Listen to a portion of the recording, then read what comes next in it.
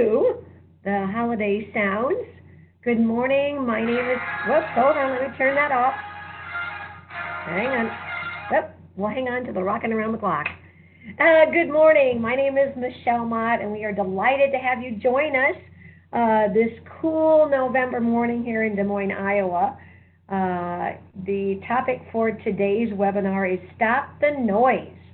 Get rid of the static and tune into life. So that's why we thought we'd play some early Christmas music to get you into the spirit. For those of you, hopefully, that are watching, if you have audio capabilities, please listen in with your phone or your computer. Dana is standing by. She's just a phone call away. If you have any technical difficulties, her phone number is 515-221-2688, and she can help you to get the materials as well as any technical snafus along the way. Because, again, we continue to get more people joining us, so welcome. I want to make sure that those of you who may not be familiar with this technology understand how best to use it. There is a couple of options of your viewing pleasure. You can zoom in or zoom out using the control panels in the upper middle part of the screen. The content is actually being displayed on the middle part of the screen, so we won't be showing any videos today, so it'll just be basically the PowerPoint screen. And then off to the right-hand side, you'll see that there's some places where you can become more involved in our webinar. There's a feature on the screen where you can see the participants, the name that you used when you logged in. I see Denise, Heather, Linda, Nikki, Ramona. For those of you who may not have used their name, we just see a call in, so we appreciate knowing who you are when you log in. And then there's another feature that's referred to as the chat box, and Dana can help me understand some of the things that you might be answering my questions with, or using it to ask me a question. So she'll pipe in if there's any feedback that comes throughout our hour, but that helps to make it interactive.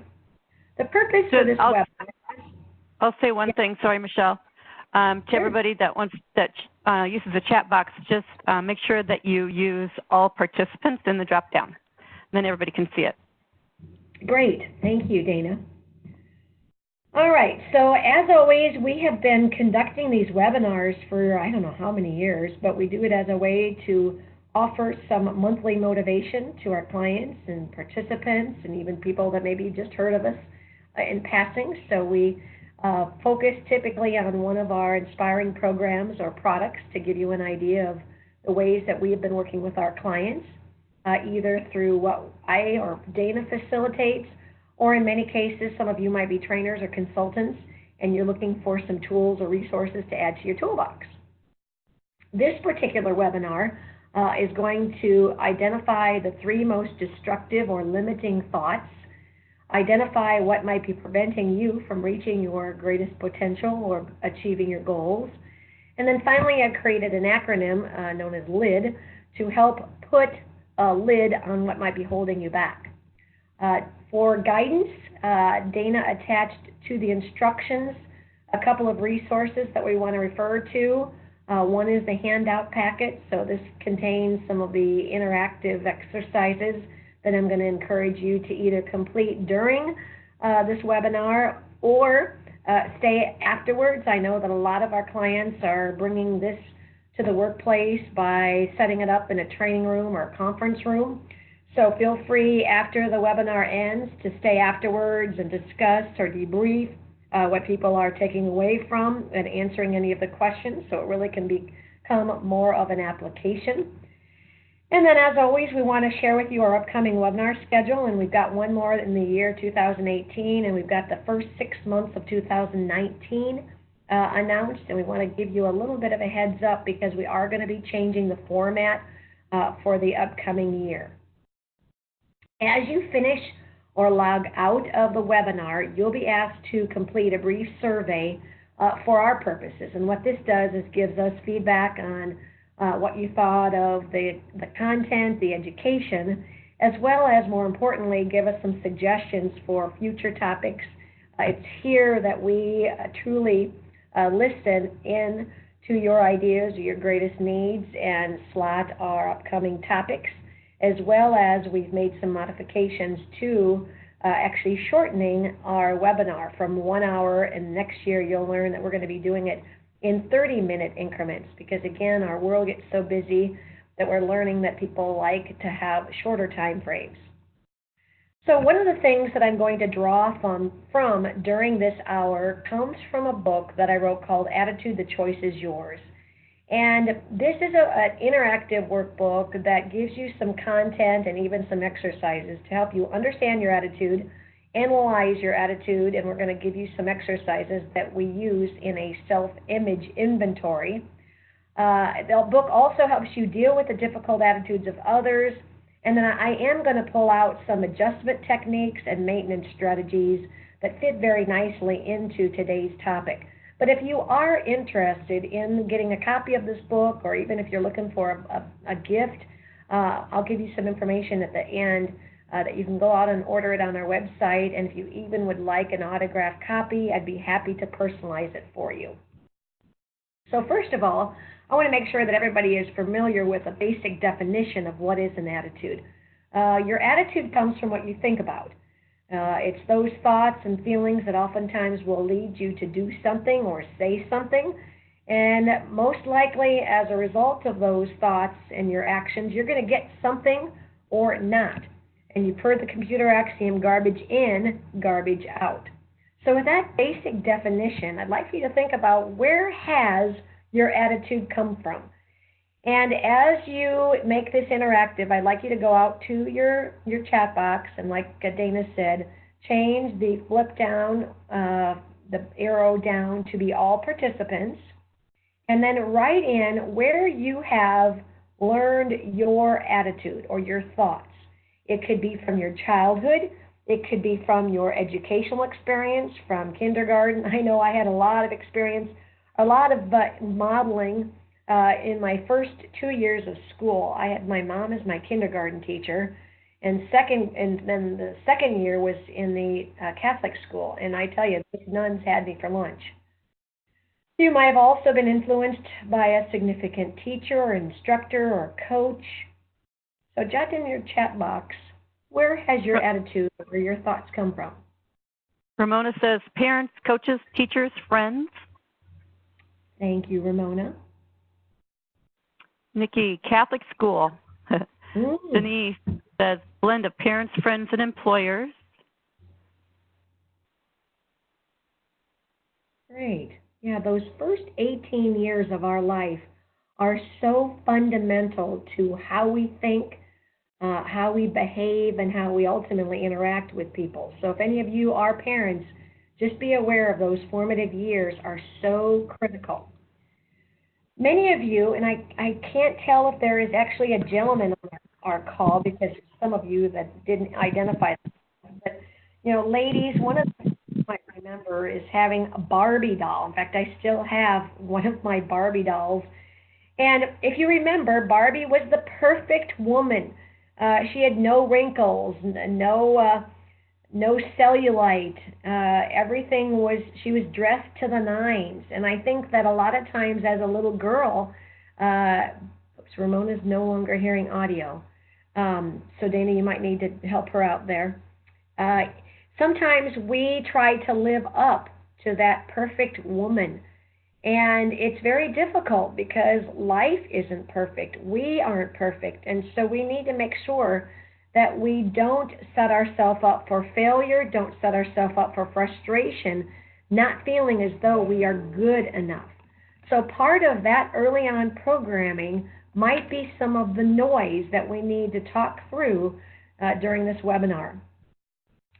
This is an old-fashioned radio, and I found it as I was looking for radios, and it made me think of my father who grew up on a farm in northeast Iowa, and he said one of his childhood memories was after dinner, of which his mom made from scratch. There was no microwave back then. On the farm, raising 5 children without her husband because he unfortunately died at a very, very young age. They would go into the living room and listen to a radio station. Now, how many of you have kids, and how often have they been able to listen without being programmed into their iTunes or their Xbox? We oftentimes are listening or subliminally being programmed from our static. So I want us to stop and listen for a while or a moment into what might we be being programmed by. So if you have your workbook, if you would turn to the first worksheet that gets you to identify what is on your mind. These can be things that are affecting you in your day on the job. It could be things that might be affecting you with a project that you're working on. It could be something relating to a coworker that you're trying to figure out how to get along with, or maybe you've had a recent conversation that's on your mind. It could be relating to your boss, or maybe it's something that you're dealing with a customer or a client, or in our healthcare, it could be a patient.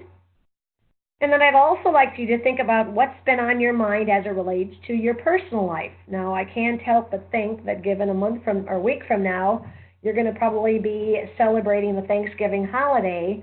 You might be thinking about the recipes, or it might be talking about needing to order that pie, or maybe you need to get your house decorated. I know last night I just brought in all of the Christmas decorations because I'm going to be out of town for Thanksgiving, and I would like to actually spend some time this weekend getting the house decorated. So whatever it might be, I'd like for you to again use the chat box and jot down some things that's on your mind, whether it be work-related or personal-related.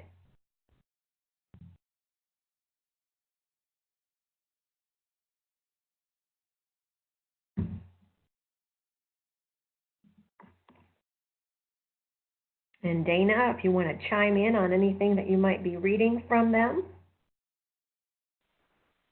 Ramona said unfinished projects and holidays, health, and well-being of family.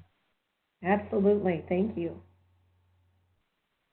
Yeah, that is this time of year where the colds and the flus. I have not gotten... Sorry. Getting ready for Christmas, trying to use PTO and get all work done. Very nice. Increased workload, helping clients with needs, health, family issues, from Denise. Thank you. Great. Thank you. Yeah, as we come towards the end of the year, we kind of scramble to try to get everything done.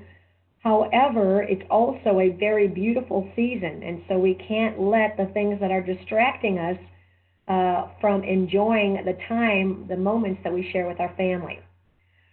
So I would encourage you to think about, are those thoughts positive or negative? Are you taking them on with the vengeance?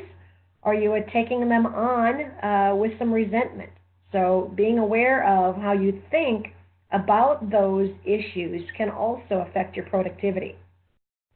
I want to share with you a couple of my favorite quotes. One from Charles Swindoll, that life is 10% of what happens to us and 90% of how we respond to it. The past is over. You can't do anything but learn from it and move forward. What things that are happening to you or with you right now are those things that you truly need to tune in with and learn how to make the most of it. The other comes from Eleanor Roosevelt. No one can make you feel the way you do without your own permission. So we're going to talk about how you might be influenced by what someone else is doing or asking of you, and you need to take some ownership to your reaction. You can feel positive and optimistic about the opportunity, or you can take on some resentment, but it is up to you with your reaction. Now, this is a nice exercise that gets you to think about how you respond to situations. And you can see it in one of two ways. You might first of all see it, opportunity is nowhere. 9 out of every 10 participants I show this to first interprets it as negative. Opportunity is nowhere. But if you looked a little bit further, you can see that it also can be interpreted as opportunity is now here. Two ways of looking at the exact same thing. And what I'd like you to do is not jump into a situation with a negative reaction. I want you to stop, reframe, and think before you speak. I want you to think about problems as opportunities, opportunities to learn how to do something differently. And it makes me think one time, I remember my mom, who wasn't the best in the kitchen, but unfortunately forgot to turn on the oven after she put the turkey in and couldn't figure out what it was taking so long. So it was just an opportunity to play some cards. I remember we pulled out the card table and we played some games and cards and we laughed along the way. So learning how to make the most out of it. That problems are merely disguised opportunities to do something different. And whatever is going on in your world or whatever you're going through, I want you to remember that it's okay to have an emotional reaction. We do a lot of work in the area of emotional intelligence. In fact, Dana has an opportunity for anyone who would like to participate in a beta test for an emotional intelligence tool. I know that she did a webinar for like an hour with a couple of our clients that we reached out to, we thought that would have an interest in. But if you have an interest in participating in a beta, I believe, and Dana, if you want to give a little bit of information about the time sensitivity to it now, that would be great.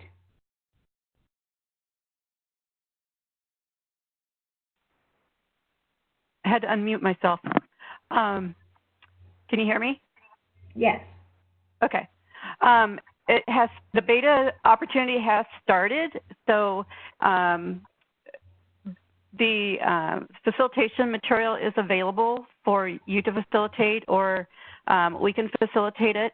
It's the turnkey program, so there's all detailed information on what to say, how to work it, times and everything. There is a slideshow, and then there is also a beta assessment that you can take. And all of this is free of charge. What's happening now is we're getting down towards the last couple of weeks of it. They need to have all of your feedback by December 7th. So if you are interested and you think you can get this in, it's about a 3-hour is what they've timed it as program. So if you are interested, let me know. Great, thanks, Dana. And it really is a really neat tool of assessing people's ability to be self-aware of themselves and others. But we do want to give you a little bit of exposure of that today, but I think this would be a great tool for those of you wanting to experiment and obviously give us feedback on a new tool. So thanks, Dana. But I want to leave you with, at least today, an understanding that it's okay to cry. It's okay to laugh. Those are real emotions, and it's not healthy to bottle them up. It's okay not to understand something. Our world is very complex, and I truly believe that it's important to ask questions. I tell Dana, I think sometimes I'm a pretty good communicator, but sometimes what I think and what I say is not in congruence. So ask questions. I'd much rather have you ask than assume, because you know what happens when we assume, right? Errors get made, and we oftentimes will spend time on certain projects or exercises that are a waste of time.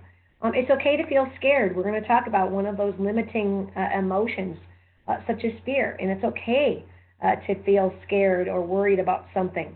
And because our world is so complex, ask for help. Many people have gone through something similar to what you might be going through, and they're more than willing to share with you at least their experience.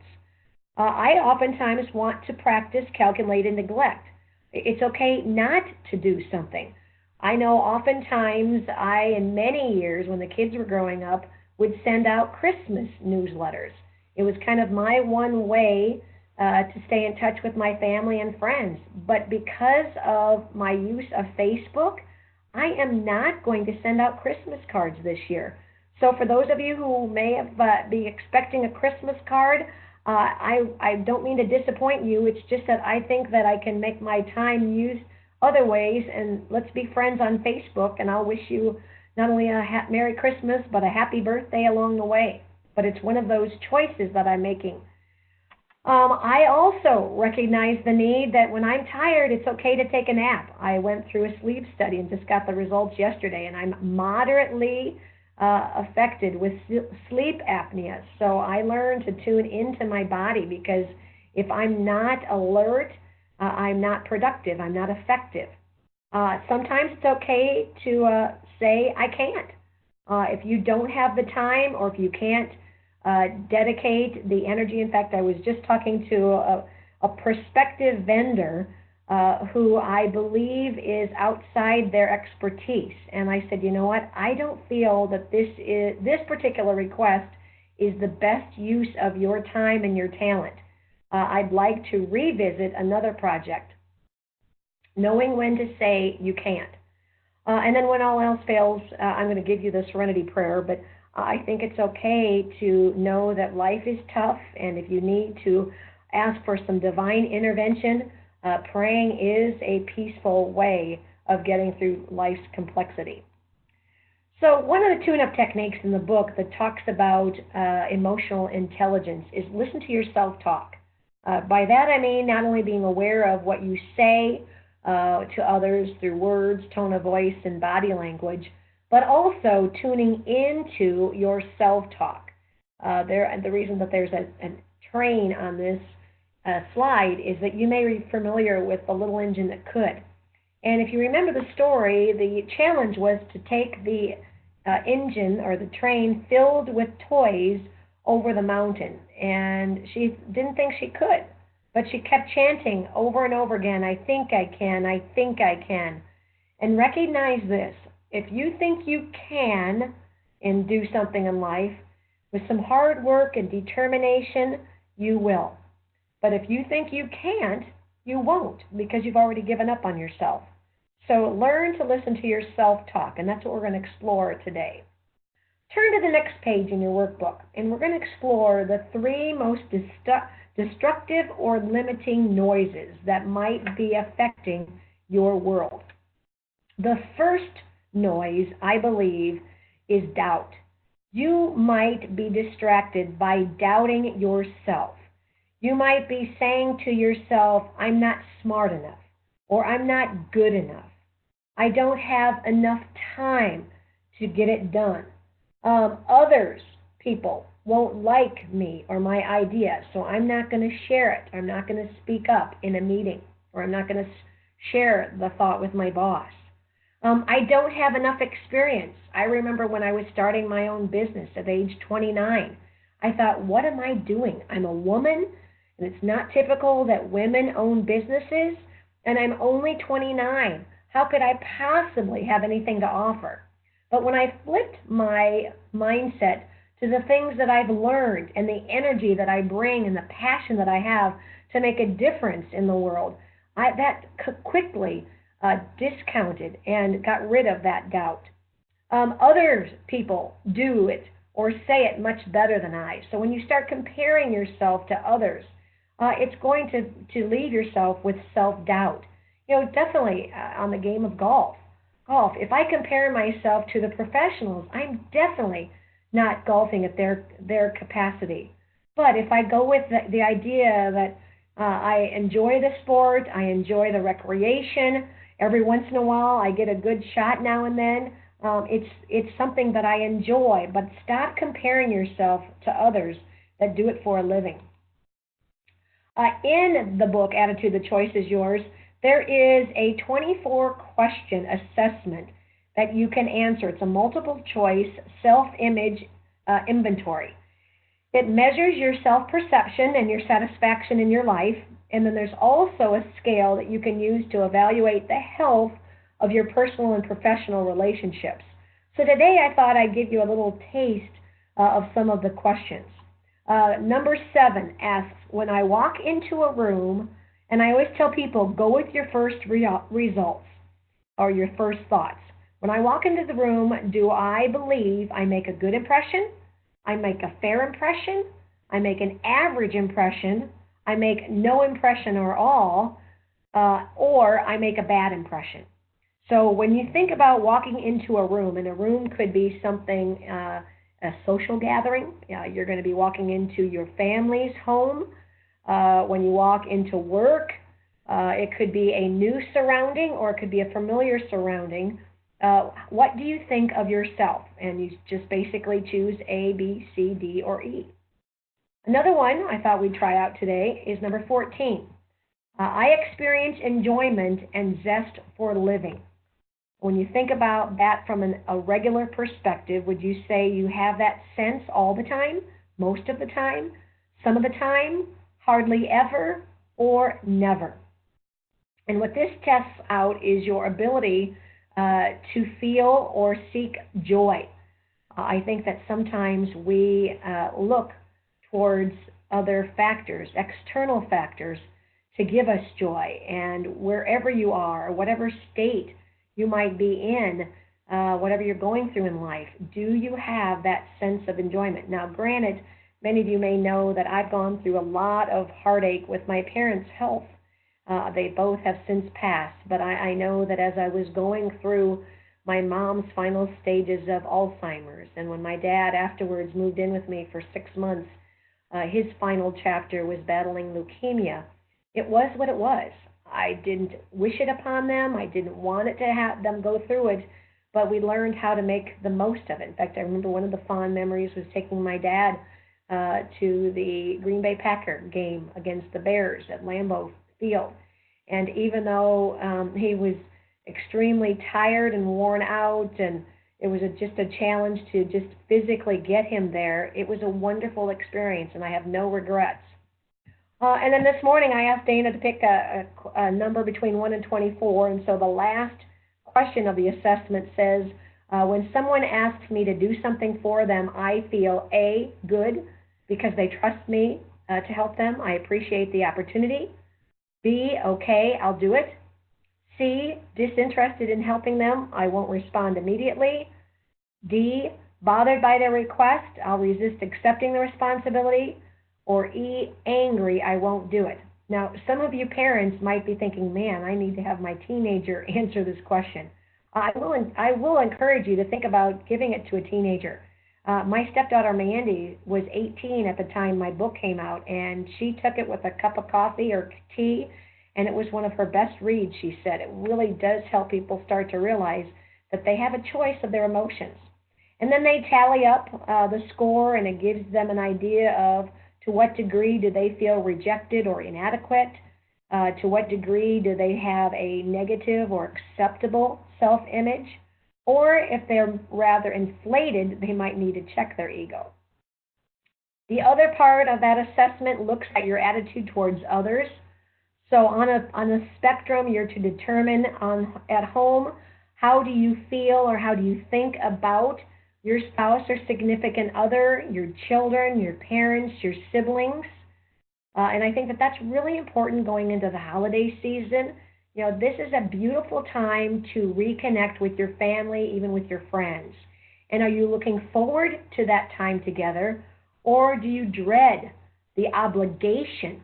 And so it's all in the way you approach those relationships. And then at work, since you spend so much of your waking hours, how do you feel about your boss? Do you resent what he or she asks of you?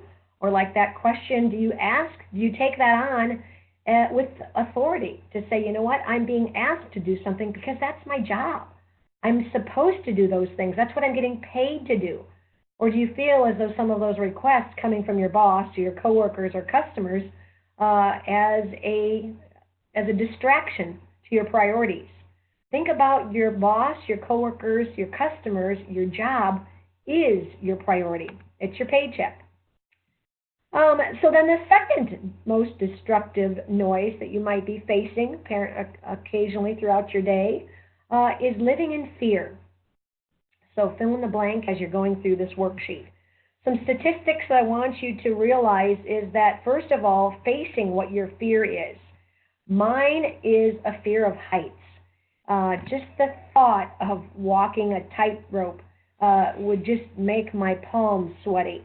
I had a girlfriend recently do a high ropes course, and she sent me a video about her experience, and I could just feel my heart racing as I was watching her. Knowing that, though, however, I know that one of the things that I do on a regular part of my career is getting on an airplane. In fact, this holiday season, I'm dating a gentleman who actually flies, and so we're actually going to be flying down. In fact, Dana did a travel, and I'm laughing because we did have a little bit of a situation on the plane. I failed to secure the door, and it was a little scary. And I know that we all kind of faced our fears, but I always believe that if it is our time, it is our time, and we have a fun doing it. Now, to face my fear, one of the things that I'm going to do, and I haven't scheduled it yet, is to skydive, because I feel like that would be truly a great test to overcome my fear. So whatever the fear is, face it. I want you to type it in the chat box, and then what is it that you would do to tackle it face on? Now, it could be a fear of public speaking. I know that one of the greatest fears that people have is getting up in front of an audience. So maybe what you want to do is learn how to present or train. And then Dana, if you want to chime in on what any of the responses are. Okay.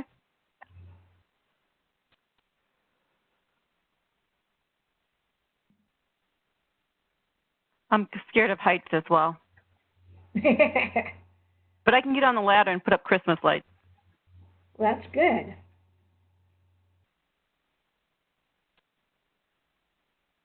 When I was little, my grandpa made us climb up the corn crib. We had no other option. Oh, wow. So that was a little scary. Up a ladder? Yep. Yeah. Denise said, being without significant other as I grow old. Aw, true. Oh, yeah. That is true. Yeah, the holidays without my parents is much different, but I've learned that I bring my friends into my world and they become my family.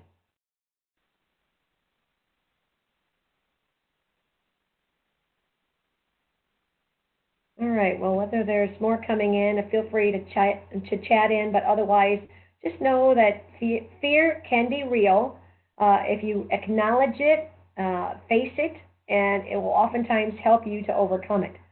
Studies have shown that of the things that you fear, only 40% never happen. You know, planes crashing, yes, we hear about it on the news, but when you think about how many planes are in the skies, you're more likely to have a car accident than you are a plane accident.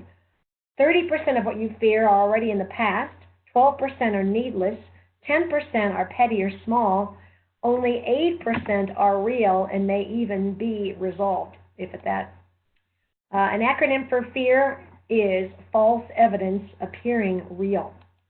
We can let it consume us, or we can let it just be a part of what we think about but overcome. In my book, one of the things that I'd help people with their fears is to plan for the worst. So I remember when I was starting my own business, again at the age 29, I was truly afraid that I was going to fail. And with this three-step process, you take a look at what's the worst thing that could happen. So if I started my business, the worst thing that could happen is that I don't get enough money to pay my bills. So if that happened, what would I do? So what I decided to do is I would give myself 6 months. I would give my all to my energy in finding clients for 6 months. And if at the end of the 6 months I didn't obtain a client, or I didn't feel as though I was going to be earning enough to pay my bills, I would go back and get my resume up to date, and I would go job hunting. So then the last question is, even if the worst thing that happened could you cope with it? And if you step through that, typically, most likely, it is something that you could deal with. My grandfather, who was Irish, had a wonderful verse that dealt with a stone, and he always carried around a stone in his pocket, and it wasn't until later that I realized why. There's an Irish stone, and the verse is going to help you calm some of your fears or anxieties.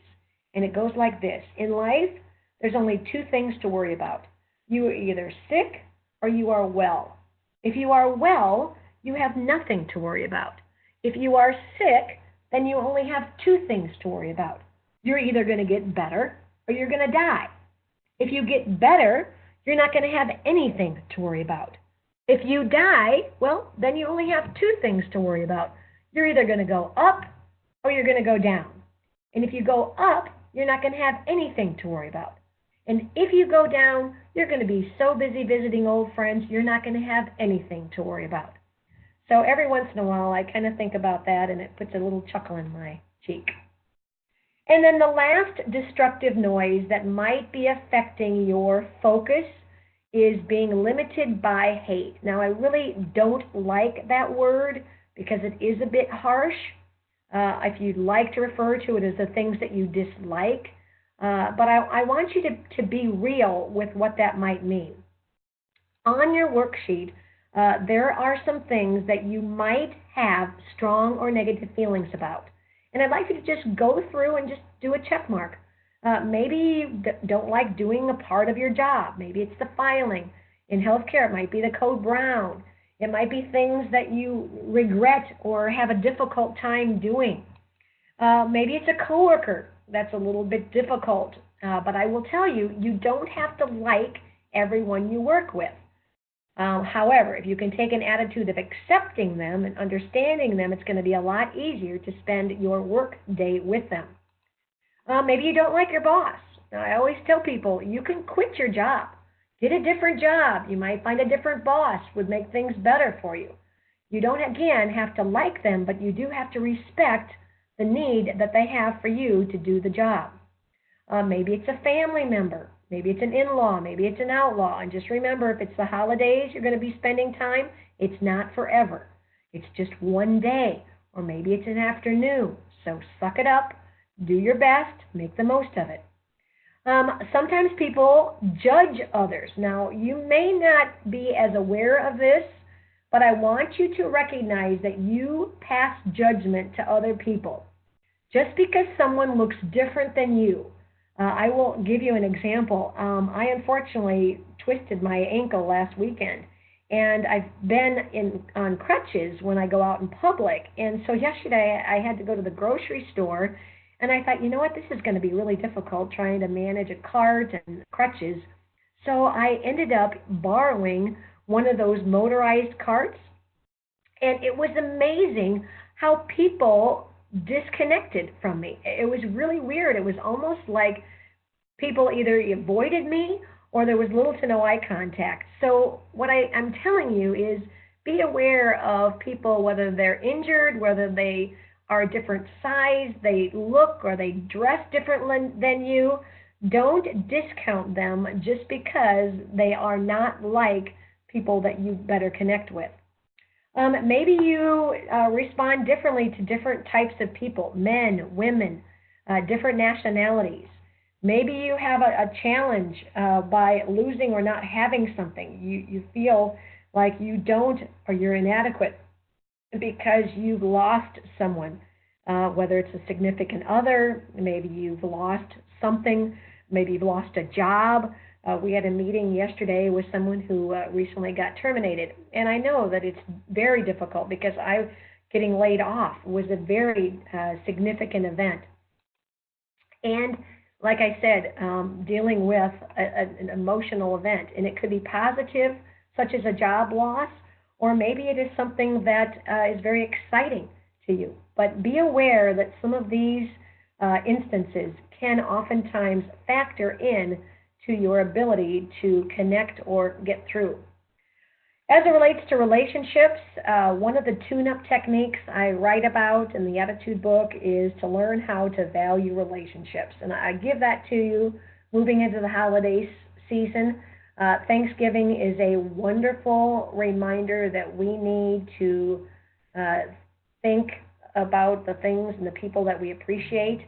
And having an attitude of gratitude is truly very peaceful and also very recognizing and builds the rapport of others. And when you need some severe adjustments, feel free to use one of our attitude adjustment bands to snap out of it. Stop your stinking thinking, or if you're dealing with others, allow them to give you a snap to keep you in line.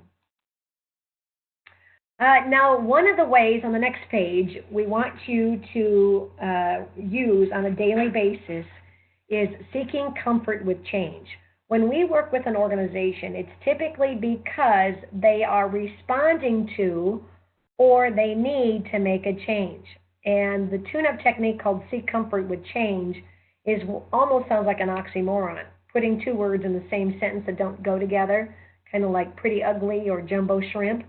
And what I want you to do is recognize that change is happening at a more rapid rate than ever before. I want you to know that there are three choices of dealing with a change. It could be a change of jobs, it could be a change of relationships or responsibilities. The first thing that you can do is recognize that you could change the situation. So let me give you an example. If you have lost a job, you could change the situation by getting a part-time job.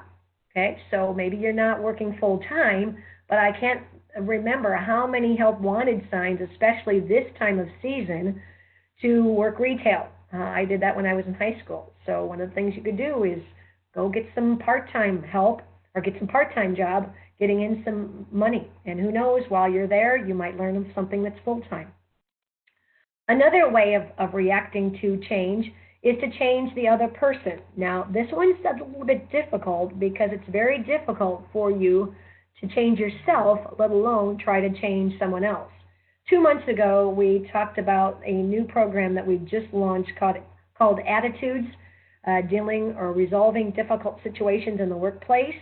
And this does make an effort to use a 5-step process for learning how to communicate with someone else to let them realize that their behavior is affecting or causing a situation that should be resolved.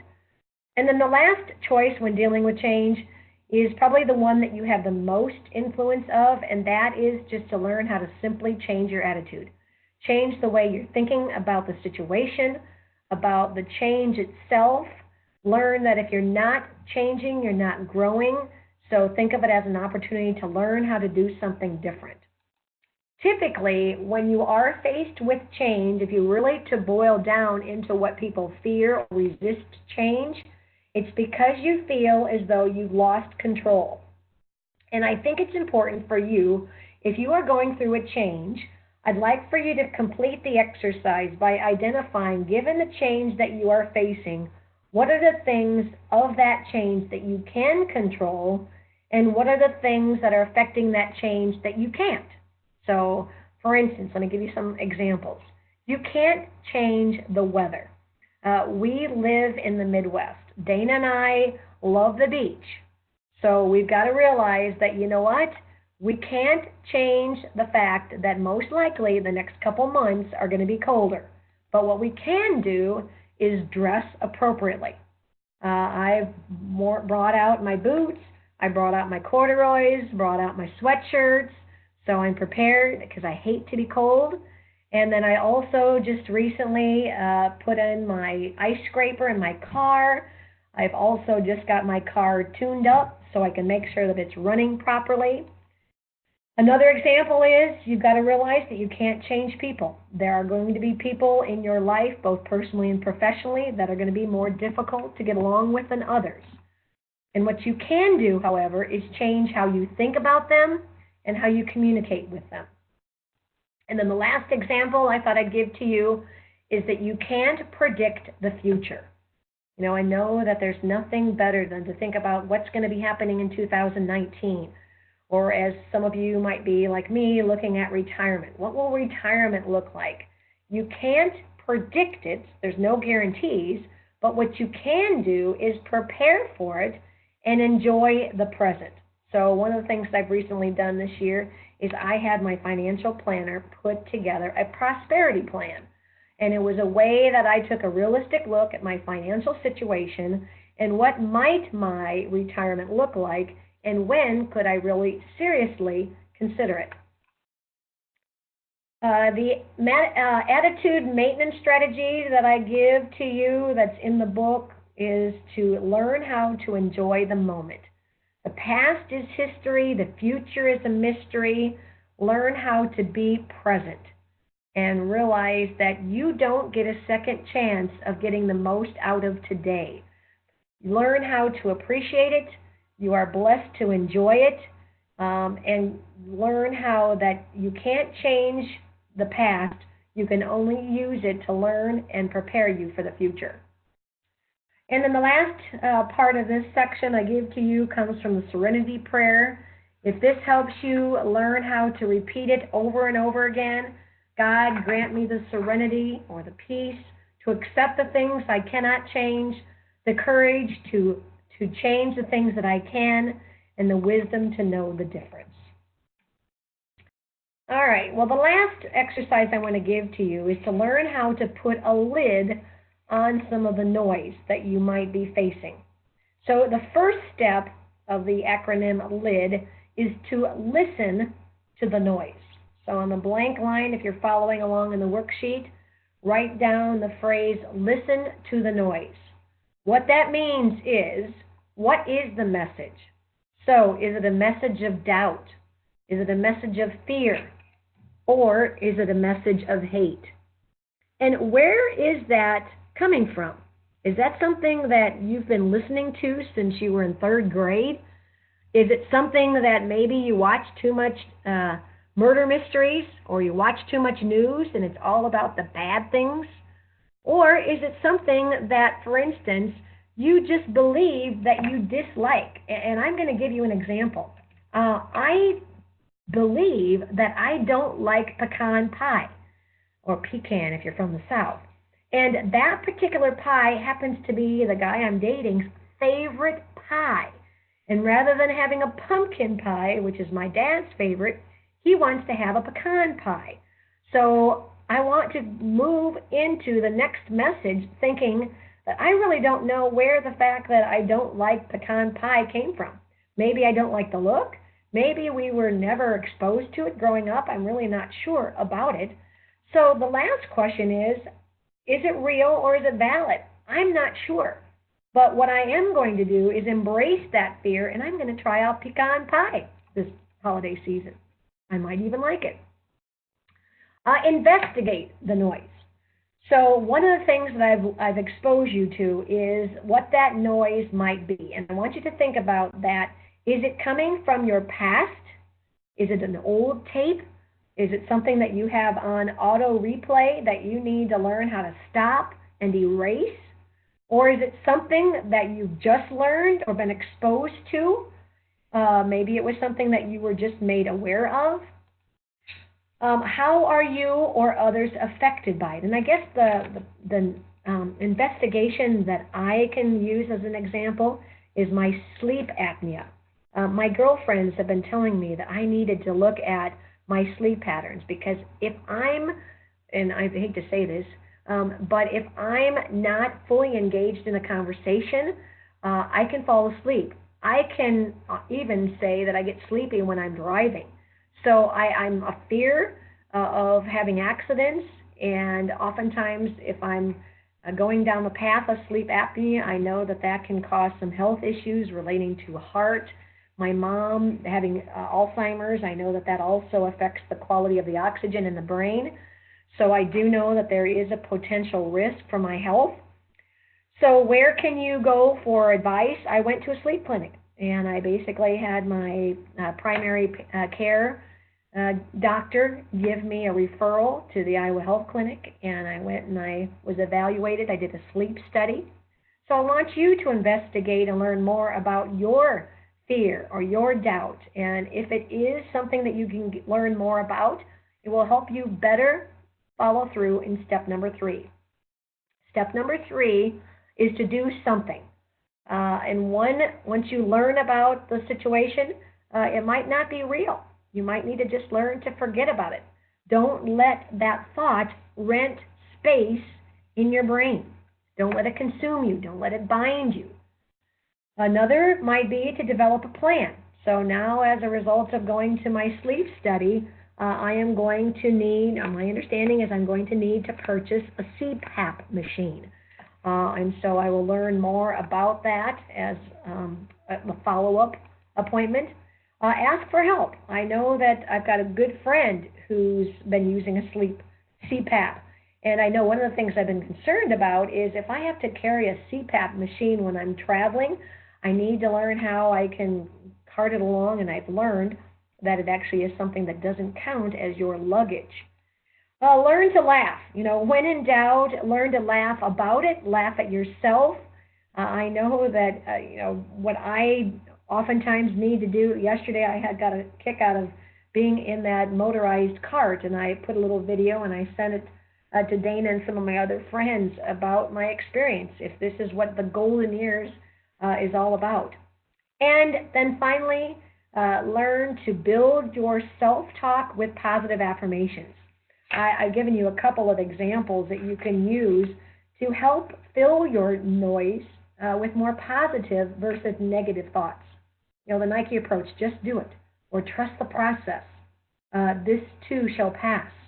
I will survive one day at a time, or persistence prevails.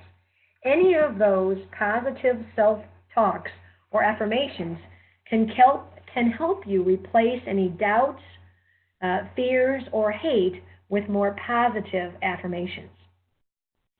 The tune-up technique I write about is called stop shooting on yourself. Sometimes we live in a fear or guilt or regret. And this tune-up technique helps you to learn how to tune in to something that you should be doing, and again, putting a lid on it by listening to it. If it's something that you should do, maybe you need to send out I'm going to give about an example. We should reach out to all of our clients with a holiday greeting. In fact, Dana and I talked about doing that next week. Versus waiting until the Christmas holidays. So something that we will do is to draft a simple message of gratitude and send it out to our database. However, if it's something that you've been thinking you should do that's not important to you or to someone else, forget about it, because otherwise it's guilt and it will eat you alive if you regret it. So I encourage you or challenge you to hold yourself accountable. In the chat box, I'd like for you to think about something that you should do personally or professional between now and the Thanksgiving holiday. So you've got less than a week to do something that's been on your mind, something that I want you to tune into, and jot it in the chat box. So something that I said I should do and will do is decorate my house for the holidays, since I'm not going to be down or here for Thanksgiving. And Dana, if you want to state what you should do and will do, unmute yourself as well. Sean said lead team building exercise. And I said get the holiday greeting email composed and sent. Thank you. And realize there's no such thing as too trivial or too small. If you think it's important to you or your value systems, do it. Ramona said clean the entire house. And Denise said, I also am going to decorate my house as I will have assistance this weekend. Oh, awesome. Well, it sounds like some of you are going to be entertaining at the holiday time. So what I really hope we did during this hour is to help you tune in to the static and get the most out of life. If you've got any questions, feel free to call or email us. As I mentioned, Dana will be happy to give you more information about that emotional intelligence beta test. But if you would fill out the evaluation, she can follow up with you. As always, we want to leave you with an opportunity to get a copy of that book. If you've not read it, it's a real quick, simple read. It also makes a great gift for yourself, for your family or loved ones, teenager, coworker, or even a nasty neighbor. We also, in the handout, have given you an overview of the Stop the Noise as a workshop. So if you're wanting to bring this to your organization, or maybe you're a program coordinator for an association, we'd love the opportunity to help others stop the noise and get rid of the static and tune into life. And then, as always, we want to invite you to continue joining us for upcoming webinars. We've got one more for this year on December 21st, Discover Strategies to Get Along and Get Things Done. We are going to expose you to a Everything Disc workplace tool. So if any of you are familiar with Disc, we're going to use one of the new families known as Everything Disc that helps you to apply the concept in a particular environment. And then, as I mentioned, we are going to be changing the format in the new year. So on the flyer that Dana gave to you, there is the new format described that we're going to do it now 3 times, 30 minutes in length at the top of the hour, 9, 10, and 11 o'clock Central Standard Time. So feel free to share the schedule with others. Dana is going to open up the registration a little bit differently than we did last year. So Dana, do you want to explain how that's going to work differently this year or this coming year? So some of you may have noticed when you go to the website to register, you can only register for the most current or recent upcoming webinar. So each month you'll have to go in and register for that month's webinar. Great, thank you. And I think you're going to do it like 30 days out? Correct. All right, great. So we're going to just basically do it. We're going to open the registration up 1 month before each webinar. I think it'll just help us be dealing with more real time and improves our registration process. However, if you don't agree, let us know. After leaving this webinar, you're going to be asked to fill out just a brief survey. Please do so, and then again, if there's any questions or follow-up, let us know how we can further help you utilize some of our inspiring solutions. So with that, I want to close, and Dana and I want to thank you for joining us today, but more importantly, we want to wish you and your family a very happy Thanksgiving, and may you enjoy the best of the holiday seasons and the rest of the 2018 year. Thank you for joining us. Have a great holiday season, and we look forward to having you join us in future webinars. Bye for now.